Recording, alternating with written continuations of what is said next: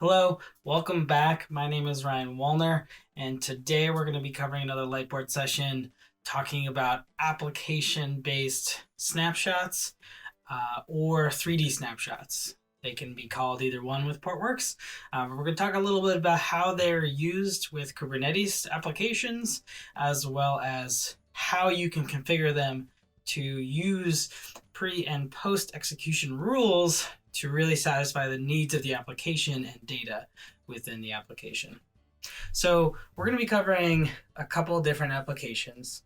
A single application such as a single node Mongo instance, and then an application that may have more than one node, such as a Cassandra cluster. And I'm just going to label this C star for Cassandra. Now, in the case of a single instance pod that may be using Portworx, this would have a connection to a single PVC, most likely, at least for the data itself, right? Now, in the case of Cassandra, there's 3 nodes in this cluster we're depicting here. So there's going to be 3 different volumes. And these each will be their own PVC within Kubernetes. And in all likelihood, these 3 PVCs and 3 Cassandra nodes are running on 3 separate Kubernetes workers. So we're going to talk about how to snapshot these types of applications and how to use 3D snapshots with Portworx to achieve a pre and post rule. So when you take a snapshot of a volume, we're going to start with the single node.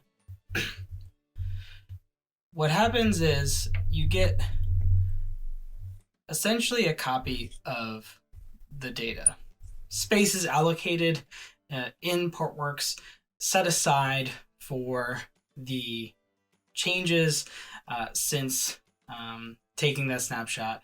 And Portworx actually uses a kind of a redirect on write snapshot mechanism, which we'll cover in more detail in a separate video. But the point is, you have a copy of this data locally in Portworx because we're using a local snapshot. Now, when you take this snapshot, you can configure Portworx to use a rule. And what that does is create a mechanism for you to have a pre-rule and a post rule.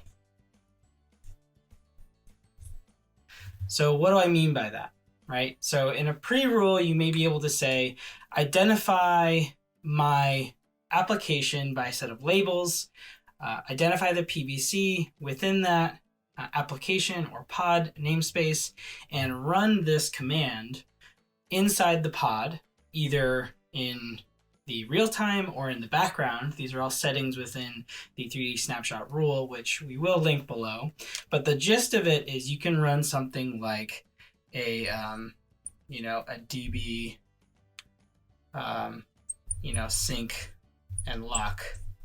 This is kind of pseudocode, but the basic idea is that you can say, in the snapshot funnel, first, do my pre-snapshot rule, which syncs the data in memory down to disk and locks the database. Then take the snapshot itself. And then thirdly, go ahead and run a post rule that could be essentially a sync unlock. So what this does is sync the data, freeze the database, take the snapshot, and then sync unlock the database so that you can continue IOs. So this is a really great way to get a consistent snapshot where your data is synced down to disk, making sure that anything within memory is in disk so that you get a consistent snapshot with your application state. Now, it gets a little more complicated with the Cassandra or multi-node rule, but luckily Portworx provides a group volume snapshot custom resource definition. And so this is basically just a custom object which allows Portworx to take a group snapshot to have a consistent snapshot between all three volumes across the storage cluster. So what happens is you would fill out this group snapshot and identify, I want my Cassandra application identified by these labels to be considered a group volume snapshot. And what this does is essentially put a logical view around all three of these volumes.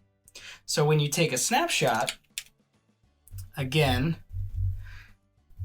it will reserve space for each one of these snapshots locally, and again, allow you to have a consistent snapshot given the rules. So again, we can take a snapshot by one, running a pre-snapshot rule, something like node tool flush.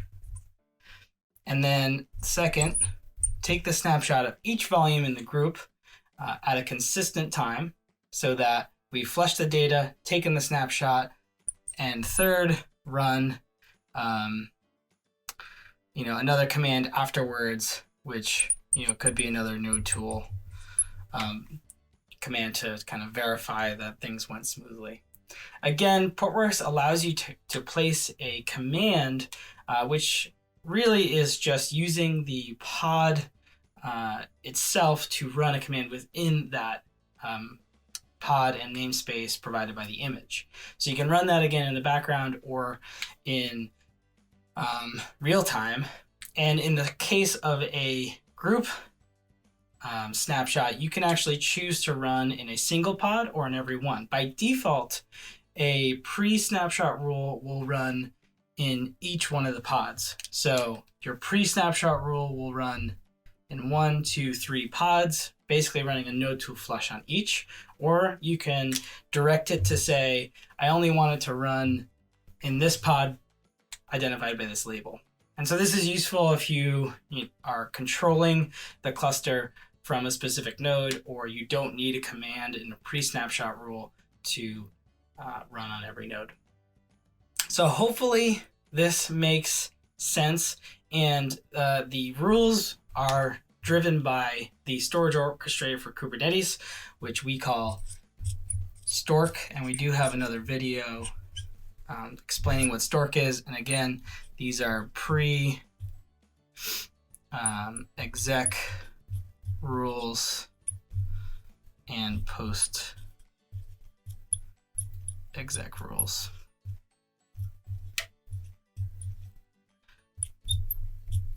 And we call them 3D snapshots because it gives another couple dimensions to what a snapshot looks like other than the snapshot itself.